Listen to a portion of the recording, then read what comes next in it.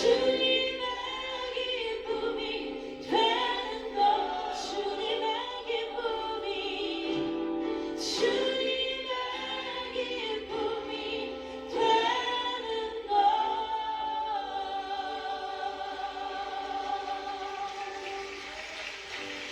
네. 옆에 있는 분들이 이렇게 좀 고백했으면 좋겠습니다. 올 한 해도 하나님과 하나님의 말씀을 삶의 기준으로 삼으시길 축복합니다. 라고 좀 함께 고백하면 좋겠습니다. 너무 긴가요?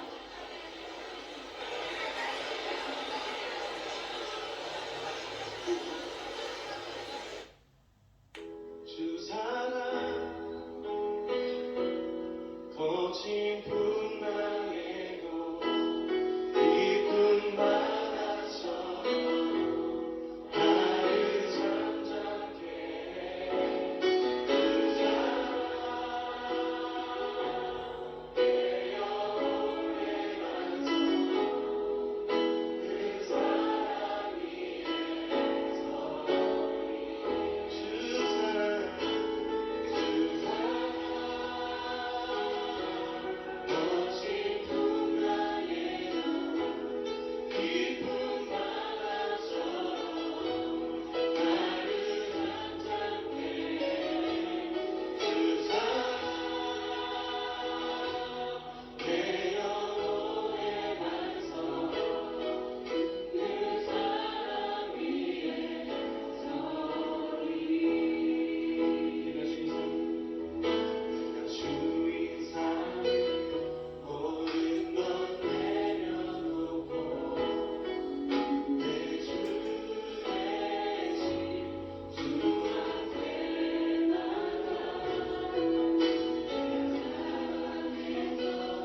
모든 것 내려놓고 주님만 사랑해. 내가 주인 삼은 모든 것 내려놓고 내가 주인 삼은 모든 것 내려놓고 내 주 대신 주 앞에 나가 내 사랑에서 모든 것 내려놓고 주님만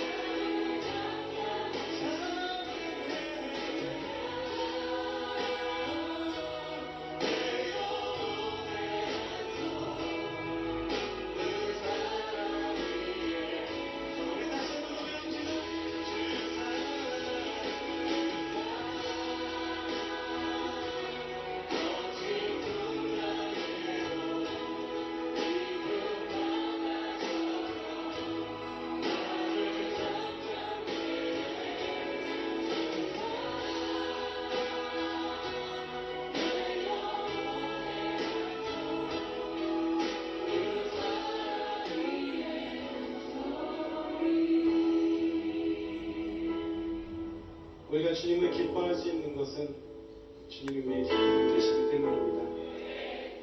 이미 우리 안에 완벽하게 주님께서 이루신 것 때문에, 그리고 이루실 것을 우리가 신뢰하기 때문에 하나님이 완전하시기에 내가 나의 삶과 환경을 기뻐하기보다 나의 삶을 인도하실 주님을 기뻐하는 것임을 고백합니다. 주님, 우리가 주님의 사랑 가운데 있음을 감사합니다. 오늘도 우리를 붙드신, 하나님 나의 삶을 붙드신 주님의 사랑을 우리가 기억하며 우리가 누구인지, 하나님 그 사랑에 우리 위한 폐를 위해 죽으신 그 주님의 그 놀라우신 사랑을 기억하며 우리가 살기를 원합니다. 우리가 주의 사랑을 기억하며 다시 한번 이 찬양 드리며 주 앞에 나아갔으면 좋겠습니다. 하나님, 나의 삶을 붙드신 주님, 나의 삶을 덮으신 주님의 은혜와 사랑을 감사합니다.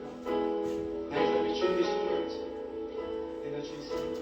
내가 주인 삶 모든 것 내려놓고 내 주 대신 주 앞에 나가 사랑했던 모든 것 내려놓고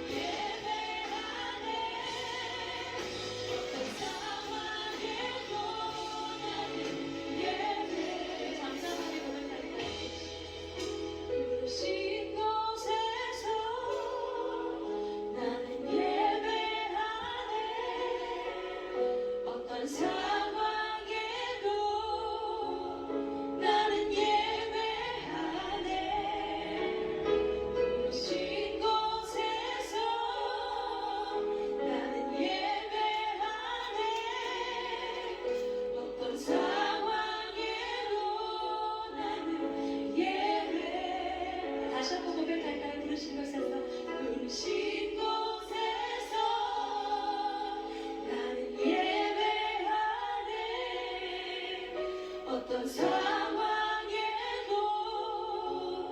나는 예배하네. 부르신 곳에서 나는 예배하네.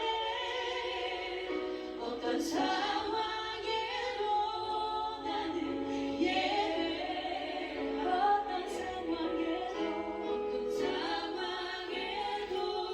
나는 예배. 어떤 상황에도 나는 예배하네.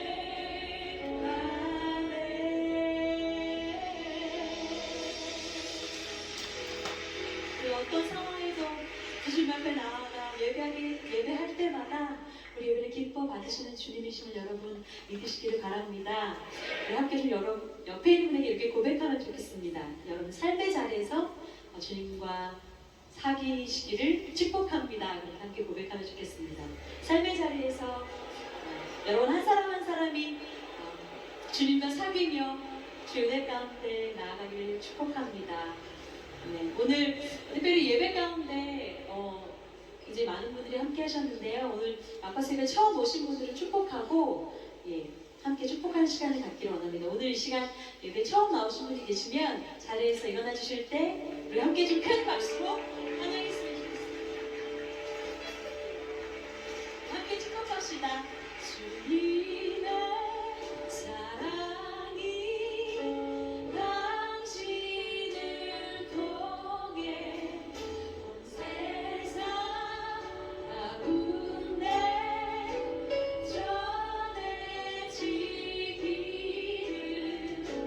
주님은 나무 당신은 가지니 사랑의 열매를 길 축복해요. 예, 축복하면 자리에 앉으면 있습니다. 이 시간에는 옆에 있는 지체들과 함께 축복하면 좋겠습니다. 주님의 축복이 당신을 오늘 열방 가운데 흘러가기를.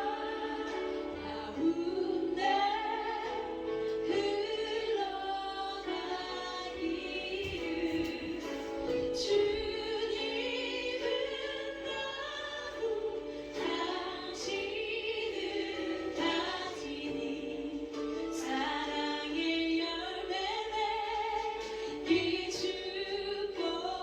축복해요. 그 아들 주셨네.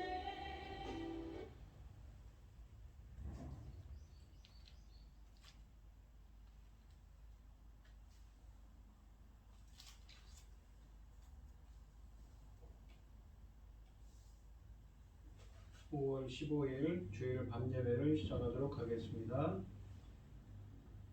사도신경 하심으로 신앙 고백하시겠습니다.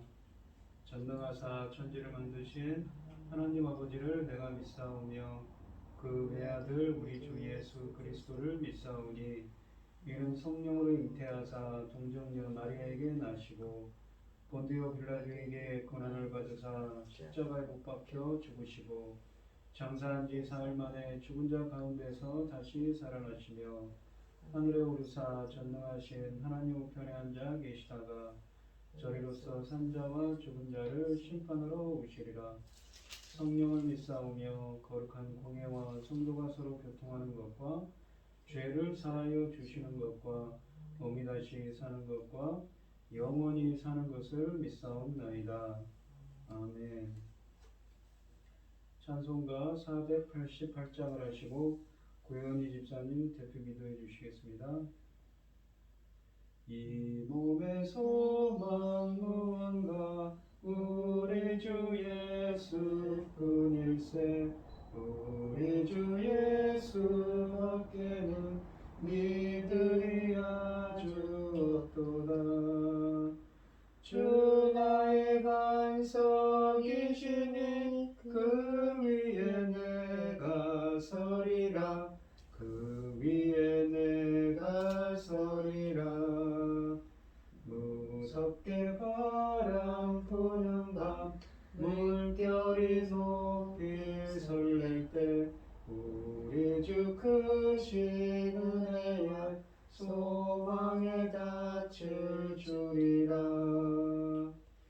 주 나의 반석이시니 그 위에 내가 서리라. 그 위에 내가 서리라. 세상에 믿던 모든 것 끊어질 그날 되어도 구주의 언약 믿사와 내 소망 더욱 크리라. 주 나의 반석이시니 그 위에 내가 서리라. 그 위에 내가 서리라. 바라던 천국 올라가 하나님 앞에 배울 때 구주의 의를 힘입어 어여시 바로 서리라. 주 나의 반석이시니 그 위에 내가 서리라. 그 위에 내가 서리라. 아멘. 천지를 지으신 전능하신 하나님 아버지, 나라 밖으로 어지럽고 온갖 어려움이 많은데도 불구하고 저희를 항상 지켜주시고 이 시간 예배드릴 수 있도록 인도하여 주셨으니 감사드립니다. 저희는 어리석고 보잘것없어서 하나님 기뻐하신 그 자리에 합격할 수 없었음에도 불구하고 오직 예수 그리스도의 보혈의 은혜로 여기까지 왔고 천금 같은 귀한 사명까지 받게 되었습니다. 저희는 그 은혜를 항상 잊지 않고 하나님을 가장 귀하게 여기고 여기까지 달려왔습니다. 앞으로도 하나님의 기뻐하신 그 길에서 사명 잘 감당하고 하나님 앞에 갈 수 있도록 도와주시옵소서. 오전에는 부자와 나사로 이 땅의 삶과 하늘나라의 일이 전개되었습니다. 과연 우리 이 땅의 삶이 아버지 천국 가기 위한 준비와 시험대였다는 것입니다. 항상 잊지 않고 하나님 그 기뻐하신 길에서 아버지는 벗어나지 않도록 하나님 앞에 갈 때까지 끝까지 인도하여 주셔서 잘했다 칭찬받을 수 있도록 도와주시옵소서. 아버지 이 시간 귀한 말씀을 들고선 당신의 사랑하는 종 기억하시고 계시지요. 아버지는 오늘 이 시간도 또 귀한 말씀으로 아버지 우리가 더 하나님 기뻐하신 자로 준비가 잘 단단히 될 수 있도록 아버지 마음과 생각과 뜻을 모두 다 하나님께 집중할 수 있도록 도와주시옵소서. 이 모든 말씀 억만 죄악 가운데서 우리를 구원하여 주신 예수 그리스도 이름으로 기도드리옵나이다. 아멘. 오늘 함께 하실 하나님의 말씀은 시편 11편 1절 7절입니다. 구약성경 810쪽에 있습니다. 교독을 하도록 하겠습니다. 제가 먼저 읽겠습니다. 내가 여호와께 피하였거늘 너희가 내 영혼에게 새같이 내 산으로 도망하라 함은 어찌함인가. 악인이 화를 당기고 화를 시위에 먹임이며 마음이 바른 자를 어두운 데서 쏘려 하는도다. 터가 무너지면 의인이 무엇을 하랴. 여호와께서는 그 성전에 계시고 여호와 보좌는 하늘에 있으며 그의 눈이 인생을 통촉하시고 그의 안목이 그들을 감찰하시도다. 여호와는 의인을 감찰하시고 악인과 폭력을 좋아하는 자를 마음에 미워하시도다. 악인에게 그물을 던지시리니 불과 유황과 태우는 바람이 그들의 잔에 소득이 되리로다. 여호와는 의로우사 의로운 일을 좋아하시나니 정직한 자는 그의 얼굴을 배우리로다. 아멘. 찬송가 400장입니다. 험한 시험물 속에서 나를 건져주시고 노한 풍랑 지나도록 나를 숨겨주소서. 주여 나를 돌아보사 고이 부어주시고 험한 풍파 지나도록 나를 숨겨주소서. 권세 능력 무한하사 모든 시험 이기고 풍랑까지 다스리는 주님 앞에 비오니 주여 나를 돌아보사 고이 품어주시고 험한 풍파 지나도록 나를 숨겨주소서. 죄악길에 빠짐이 뭐 캄캄한 데 헤매며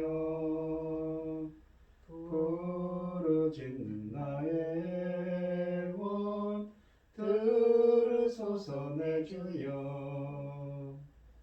주여 나를 돌아보사 고이 품어주시고 험한 풍파 지나도록 나를 숨겨주소서. 아멘.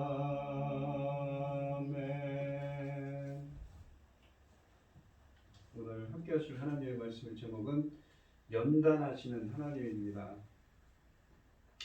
이 시편 11편은 악인들이 득세하여 의인들에게 소망이 보이지 않는 상황에서 의로우신 여호와의 통치를 확신하며 신뢰를 고백하는 다윗의 시편입니다. 누구나 어려운 상황에 처하면 그 문제를 담대히 해결해 나가는 것보다는 아예 그 문제에서 도망가고 싶은 충동이 생기곤 합니다. 다윗도 그러한 유혹에 지금 당면하고 있습니다. 시편 11편은 다윗에게 닥친 위협적인 위험을 본 그의 친구들이 빨리 도망해야 한다고 권고할 때 그들의 충고를 물리치고 하나님께 자신의 구원을 의탁하는 다윗의 강인한 신앙을 나타내는 시입니다. 1절 말씀을 보시면 내가 여호와께 피하였거늘 너희가 내 영혼에게 새같이 내 산으로 도망하라 함은 어찌함인가 라고 되어 있습니다. 여호와께 피하다는 표현은 하나님에 대한 의지와 신뢰, 즉 하나님께 모든 것을 의뢰하는 것을 의미합니다. 단지 어려움이나 그 위협을 피하기 위해서가 아니라 하나님의 뜻에 그 어려움과 위협을 맡기고 하나님의 도움을 요청하는 것입니다. 그는 오직 여호와의 하나님에게로 피하겠다고 합니다. 하나님께 피하는 것이 자신의 삶의 기초이기 때문입니다. 1절 하반절에서 다윗은 자신에 대한 사람들의 충고를 인용합니다. 그들은 세상이 악하여 하나님께 피하여 기도만 하는 것은 올바른 대책이 못되기에 다른 현실적인 대책을 찾아야 한다고 합니다. 이것은 위험을 피해 달아나라는 친구들의 충고입니다. 선의의 충고일 수 있습니다. 절망적인 상황에서 위험으로부터 피하고 싶은 유혹이 왜 없었겠는가요? 하지만 그 충고에 대해 다윗은 말합니다. 그들이 위기에 처한 다윗에게 충고하는 것은 여호와만 의지하지 말고 산으로 도망하라는 것입니다. 여기서 산은 여호와가 아닌 다른 피난처. 우리가 성경에 보시면 예를 들면 사람이나 이 이방 나라를 의지하는 것이지요. 그것에 대한 상징적인 표현입니다. 새처럼 이라는 말과 2절의 사냥이나 전쟁의 모습, 그리고 3절의 기초가 무너진다는 표현 등은 이 비유가 전쟁과 같은 그러한 혹독한 상황을 염두에 두고 있음을 암시합니다.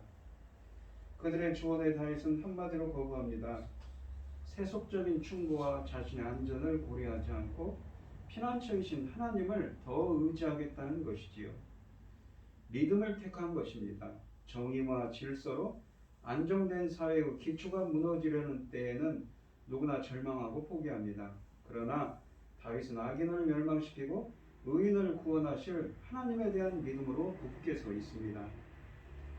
2절 말씀을 보시면 악인이 화를 당기고 화살을 시위에 먹이며 마음이 바른 자를 어두운 데서 쏘려 하는도다 라고 되어 있습니다. 여기 보시면 이 2절 앞에 본문에는 원문에는 키라는 이 접속사와 히네라는 말이 들어있는데 빠져 있습니다. 왜냐하면 보아라 라고 시작하는 말입니다. 그리고 또한 마음이 바른 자라고 되어 있는데 바른 자라는 것은 야샤르 정직한 자, 곧은 적합한 바른 그런 의미입니다. 마음이 정직한 자를 얻은 데서 누군가 쏘려고 하고 있습니다. 한글 성경에서 빠져 있지만 원문에 있는 이 절을 시작하는 접속사 키, 그러니까 왜냐하면과 보아라 라는 히네라는 말은 1절과 2절을 자연스럽게 이어주기 때문에 2절 말씀은 이 시인의 친구, 동료들이 말하는 것으로 보는 것이 자연스럽습니다. 시인의 친구들이 볼 때 그의 원수들은 너무나 잔인하며 음흉하기 때문에 이들을 피하는 것이 지혜롭다고 상책이라고 1절에 말하는 것이지요. 그러니까 그 산으로 피하라고, 새처럼 산으로 피하라고 하는 말하는 이유가 어디에 있는가 그것에 대해서 설명합니다. 활은 주로 사냥꾼과 용사에 의해 사용됩니다. 사냥꾼은 늘 숨어서 쏩니다. 그는 이미 자신을 겨냥하고 있습니다. 원수는 활을 당기고 이 화살을 시위에 먹이며 쏘려고 합니다. 만약 이런 때에도 용감하게 서 있다는 것은 스스로 원수의 목표물이 되는 것입니다. 따라서 이때 도망친다면 원수가 쏘는 활을 벗어날 수 있을 것입니다. 이와 같이 피하라고 주원하고 있습니다. 특히 원수는 어두운 데서 쏘려고 합니다. 원수가 보이지 않기 때문에 그가 쏘는 화살은 더욱 치명적일 것입니다. 피해자는 자신을 보호할 길이 없습니다. 원수는 이렇게 음흉하고 잔인합니다. 어쩌면 그는 숨어서 자신의 범죄가 노출되지 않으려고 하지요. 그는 마음이 바른 자를 노리고 있습니다. 피해자는 정직한 마음을 가진 자이며 무죄한 자입니다. 시인은 자신의 무죄를 천명하고 있습니다. 마음이 바른 사람들은 의인 혹은 신실한 자들을 가리키는 일반적인 표현입니다. 이것은 이 마음이 정직하다는 말인데 이것은 악인들이 악한 음모와 중상모략으로 의인들을 공격하는 것을 의미합니다. 마치 성경에 보시면 사울 왕이 다윗을 반역자로 몰아서 수차례 죽이려고 했지요. 2절 하반절이 묘사하는 것처럼 어두운 데서 일어나는 이런 악인들의 음모는 그야말로 도덕적인 어둠을 만들고 질서를 전복시킵니다. 그런 점에서 어둠은 의인을 수식하는 바르다, 정직하다라는 이 형용사와 대조를 이룹니다. 이런 묘사는 다윗처럼 마음이 정직한 의인이 살기에 얼마나 혹독한 힘든 상황이었는지를 간접적으로 보여줍니다. 3절에 보시면 터가 무너지면 의인이 무엇을 하랴 라고 되어 있습니다. 이 3절 말씀도 2절 말씀처럼 이유를 나타내는 접속사 키가 들어있습니다. 왜냐하면 으로 시작하여 1절 하반절에서 다윗에게 그렇게 친구들이 새처럼 산으로 피하라고 하는 이유를 이 3절에서도 이렇게 제시하고 있습니다. 터라는 말은 국가의 존폐를 가늠하는 기초, 질서 있는 사회가 서 있는 법과 공의의 근본적인 원리를 의미합니다. 악인의 형법 때문에 법과 질서가 무너지고 도덕과 윤리가 땅에 떨어지며 공의와 진실이 뿌리채 흔들립니다. 의인이라 할지라도 어찌할 수 없는 순간입니다. 터가 무너졌다는 것은 건물의 기초가 무너져 모든 것이 허물어진 것처럼 의인이 존경받고 악인이 심판을 받는 도덕적인 질서가 전복되었음을 의미합니다. 2절처럼 도덕적 질서가 파괴된 상황입니다. 악인들이 득세하고 의인들이 그들에게 압제를 당하는 힘든 상황입니다.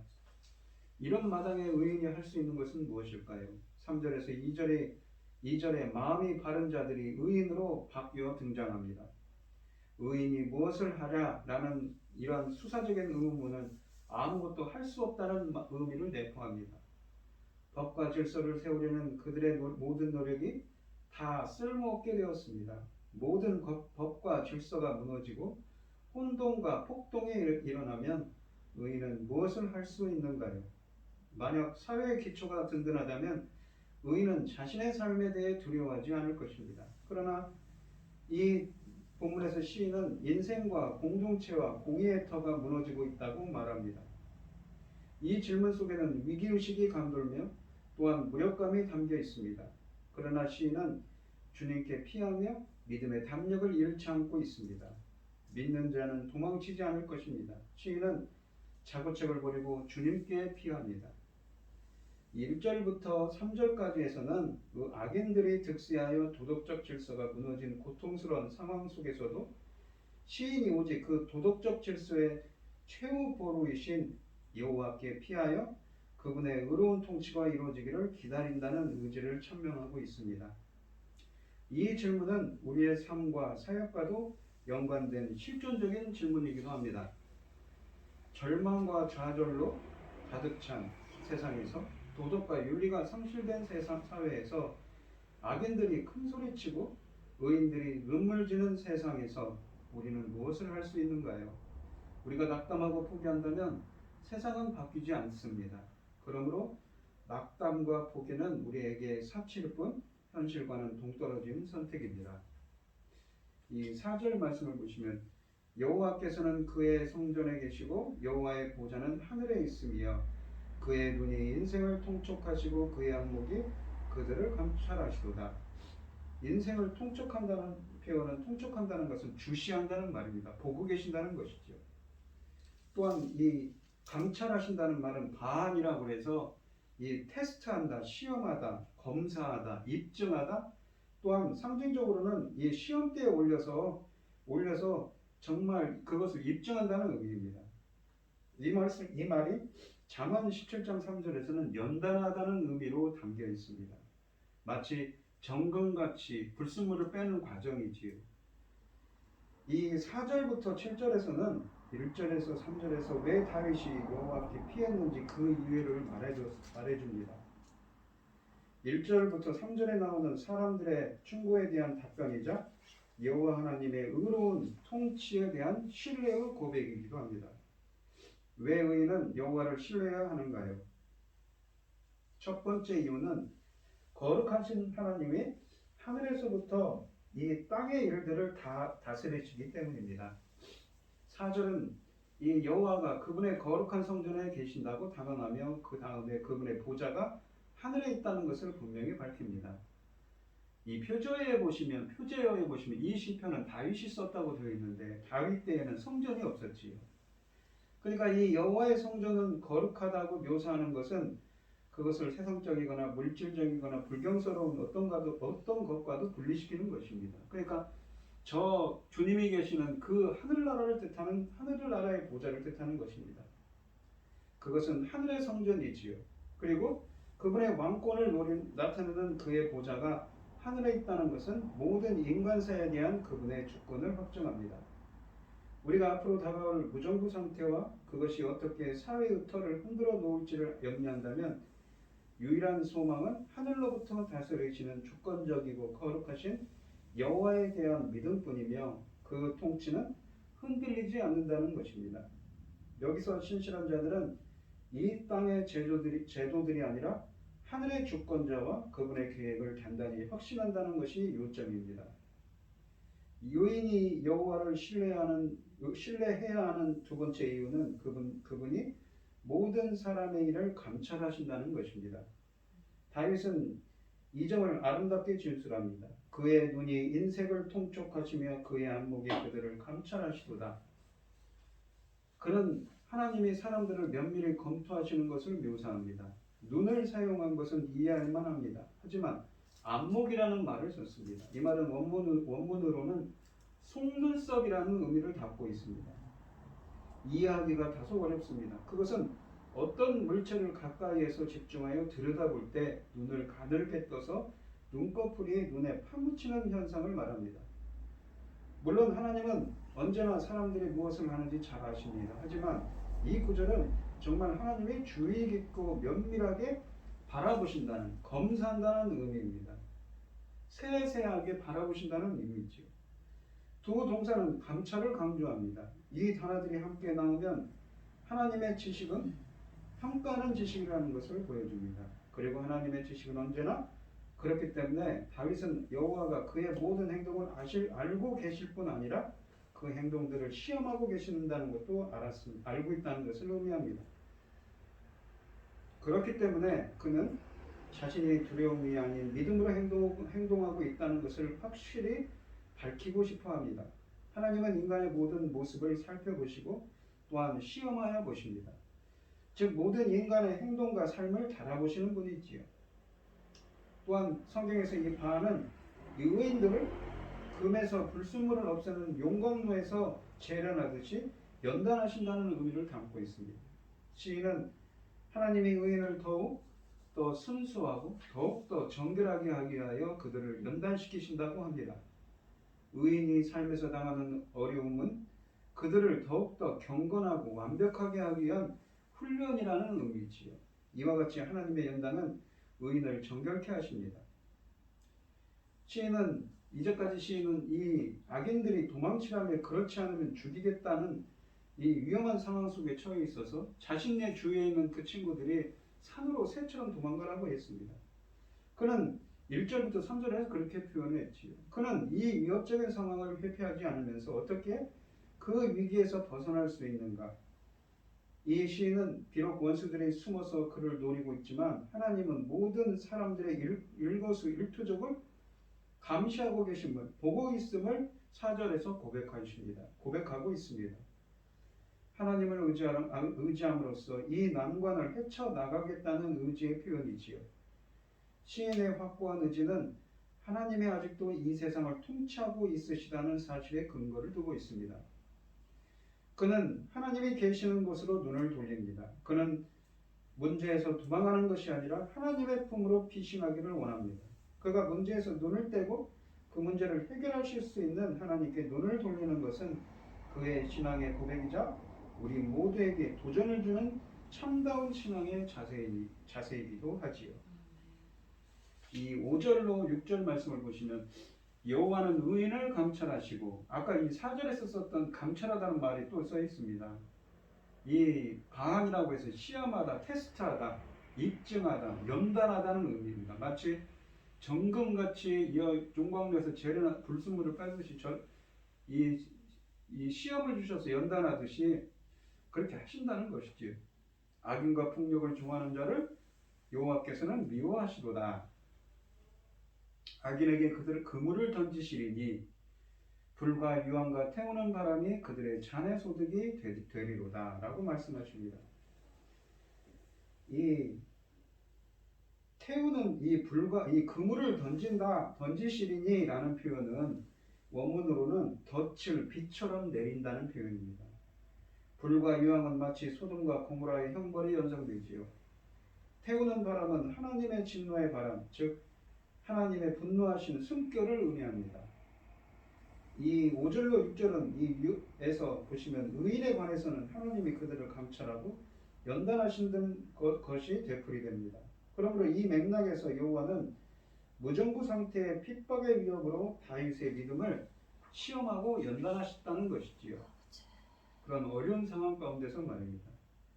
성경에서 종종 하나님은 그런 위협들로 성도들의 믿음을 시험하셨기 때문입니다.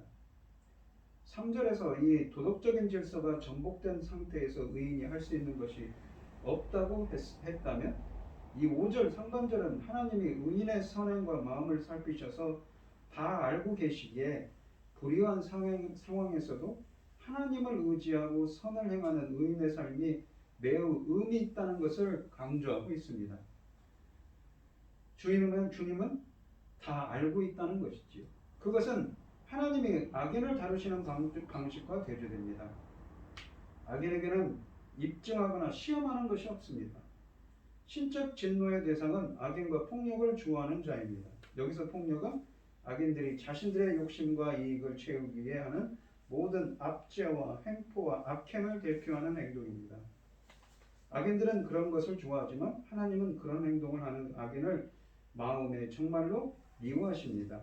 어떤 것을 미워한다는 것은 본질적으로 그것을 거부하는 것이며, 어떤 것을 좋아한다는 것은 그것을 선택하는 것이죠. 하나님께서 무엇인가를 사랑하고 좋아한다는 것은 은혜요, 은총이고 선택입니다.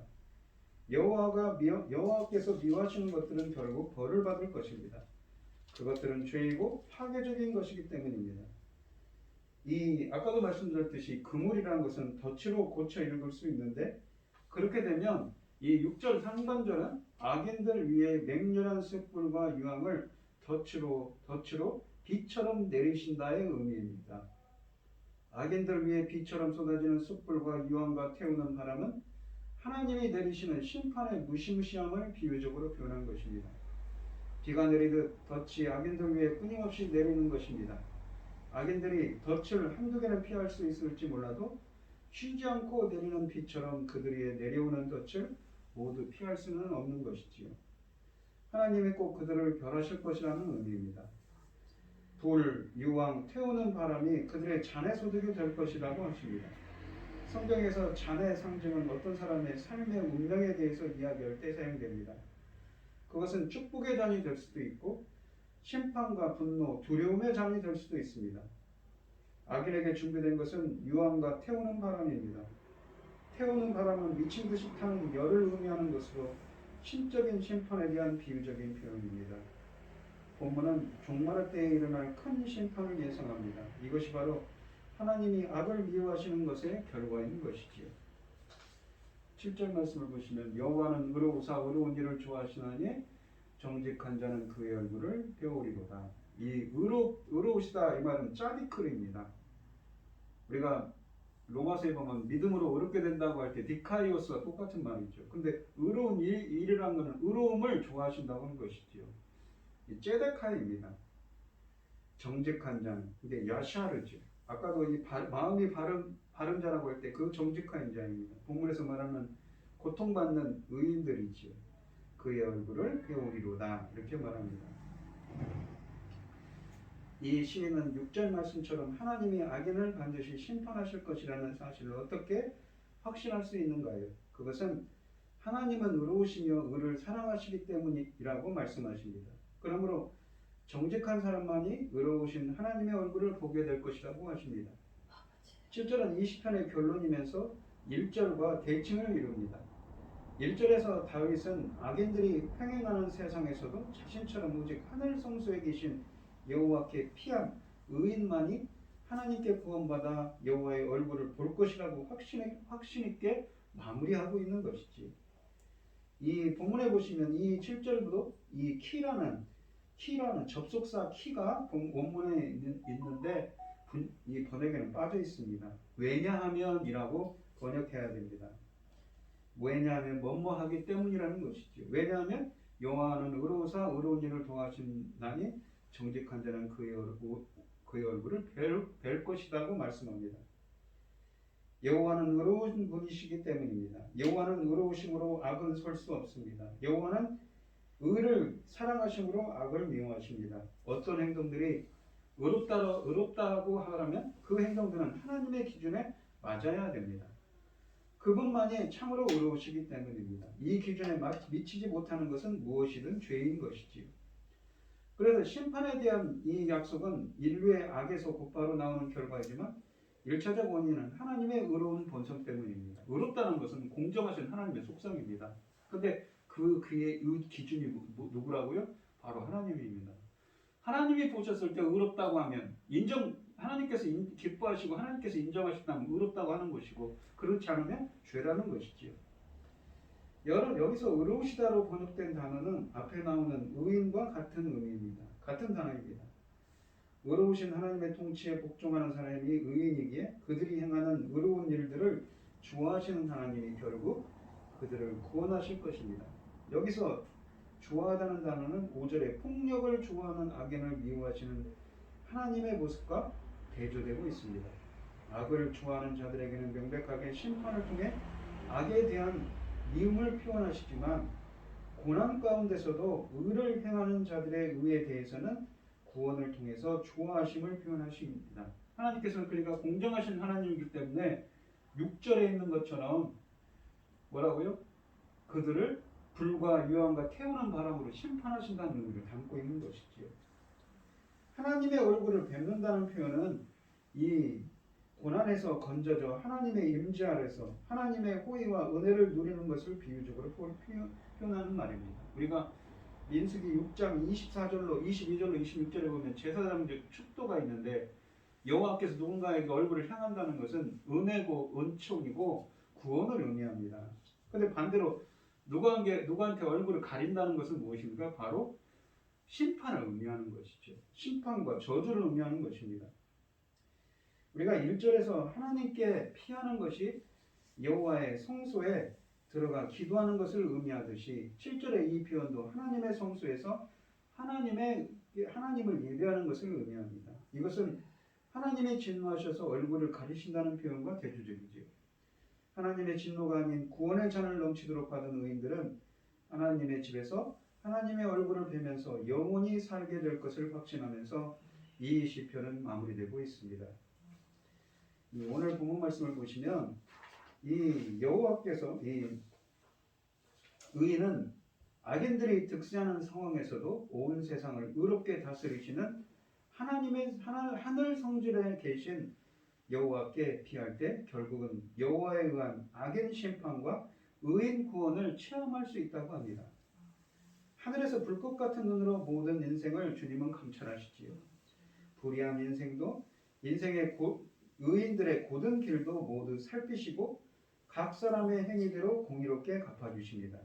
왜요? 그분은 의로운 분이시기 때문이죠. 돈과 권력을 쥔 이들은 자신의 영화가 영원할 것처럼 생각하지만 주께서 불과 유황, 태우는 바람으로 그들을 멸하시는 날에 이르러서야 자신이 인생의 그 한낱 꺼져가는 들풀과 같은 인생에 불과하다는 것을 깨닫게 될 것입니다. 반면에 가난하고 유약한 자라도 주의 길을 정직하게 걸은 자라면 결국 주님의 얼굴을 뵙게 될 것입니다. 그러기에 눈에 보이는 권력이 아니라 하늘에서 감찰하시는 분을 두려워하며 그분 앞에 정직히 행하는 것이 복된 삶인 것이지요. 악인들은 우리의 창조주시며 왕이신 하나님의 의로운 통치나 절대적인 진리를 인정하지 않고 오직 자신의 판단을 절대적으로 신뢰하려고 합니다. 그래서 자신의 이익과 욕망을 위해서 바르게 사는 사람들을 거짓과 폭력으로 압제하고 죽이려고 합니다. 그들에 의해서 도덕적 질서가 무너지고 전복되었다고 2절과 3절에서 말씀하십니다. 이처럼 악인이 득세하는 세상에서 우리는 불의에 대해 침묵하거나 타협합니다. 힘 있는 사람들이나 돈을 피난처로 삼으려 하고 심지어 다른 성도들에게도 그렇게라고 충고하지요. 하지만 마치 1절에 있는 것처럼 내 산으로 도망하라고 말할 것처럼 말입니다. 하지만 이 시편 11편은 악인이 득세하는 세상에서도 하나님께로 피하라고 말합니다. 하나님께 피하는 것은 불의한 세상을 피해 고해로 도피하는 것을 말하지 않습니다. 재물이나 이 세상의 것이 아닌 살아계신 하나님께 소망을 두고 항상 간구와 기도를 하는 것을 의미하지요. 히브리서 4장 16절 말씀처럼 긍휼하심을 받고 때를 따라 돕는 은혜를 얻기 위하여 은혜의 보좌 앞에 담대히 나아가는 것을 말합니다. 하나님께 불의한 상황을 올려드리고 악인을 두려워하지 않고 의로운 삶을 지속하는 것입니다. 노아는 방주를 만들었고 아스루 군대에 포위된 히스기야 왕은 성전에 가서 하나님께 기도했으며 예레미야는 핍박을 견디며 예언했습니다. 예수님은 십자가에서 내려오시지 않고 자신의 영혼을 아버지 하나님께 맡겨드렸고 바울은 환난을 겁내지 않고 사도행전 20장에 보시면 예루살렘으로 갔지요. 끝까지 하나님께 피하는 자가 다윗이나 히스기야나 바울처럼 도우시는 하나님의 얼굴을 볼 것이라고 주님은 7절에서 말씀하십니다. 이 시는 여호와께라는 말로 1절에 시작하고 이제 시는 그의 얼굴이란 말로 막을 내립니다. 다윗은 주 안에서 모든 것을 해결하고 주님의 관점에서 모든 것을 볼 수 있게 주와 동행하는 혹은 주에 완전히 사로잡힌 사람입니다. 우리도 이런 전적인 믿음으로 하나님을 의지하고 하나님의 임재로 충만한 삶을 살았으면 좋겠습니다. 오늘 본문 말씀을 보시면 이 시에서 보시면 다윗의 시라고 되어 있는 이 시편입니다. 이 배경이 도대체 무엇인지 알 수는 없지만 쓰여져 있지 않지만 다윗은 무엇인지 모르지만 다윗의 주위에 있는 사람들이 새처럼 산으로 피하라고 합니다. 왜냐하면 자신을 죽이려는 그 악한 악인들의 환경이 너무나 혹독하기 때문인 것이죠. 마치 사냥꾼들이 숨어서 어둠 속에서 활을 당기고 겨누고 있는 죽이려고 겨누고 있다고 표현합니다. 하지만 그는 어디에 소망을 둡니까? 의로우신 재판장이신 주님께 소망을 두고 둡니다. 주님은 정직한 자를 결코 버리지 않고 하나님께서 기뻐하시는 뜻을 행하기 위해서 믿음에 헌신을 하고 결국은 주님의 얼굴을 뵐 거라고 말을 하면서 자신의 구원의 확신을 이렇게 드러내지요.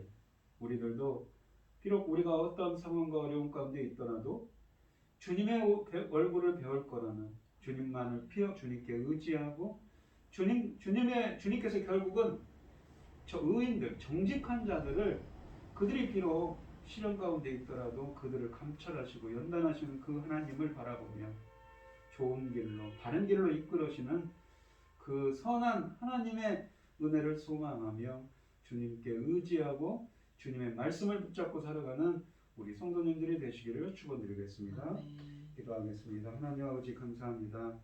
다윗의 고백처럼 주님께 어렵고 힘들지라도 더욱더 주님의 말씀을 붙잡고 주님을 의지하는 저희들이 되게 하여 주시옵시고 이 본문에 있는 것처럼 주님의 성전에서 주님을 배울 수 있도록 주님의 얼굴을 저희들에게 비춰주시옵시고 주님과 동행하는 삶이 되게 하여 주시옵소서. 이 모든 말씀 거룩하신 예수 그리스도의 이름으로 기도드리옵나이다. 아멘. 찬송가 401장입니다.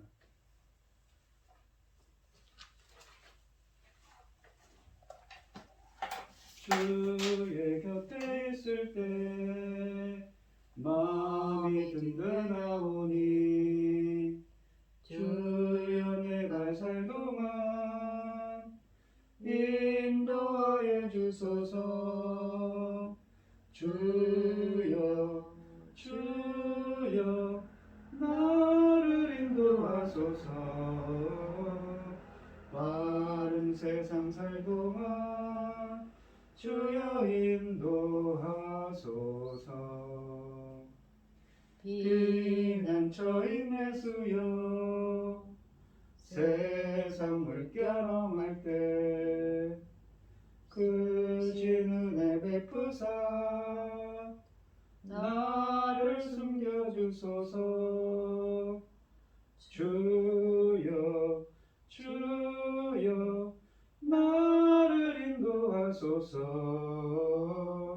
바른 세상 살 동안 주여 인도하소서. 세상 풍파 지난 후 영화로운 나라와 눈물 없는 곳으로 들어가게 하소서. 주여 나를 인도하소서. 바른 세상 살 동안 주여 인도하소서. 아멘.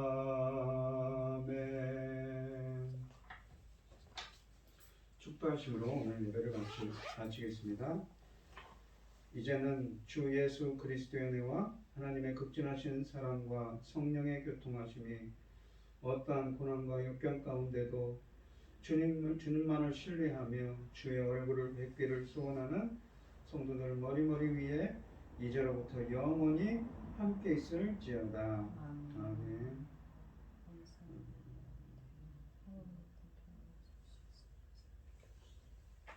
감사합니다.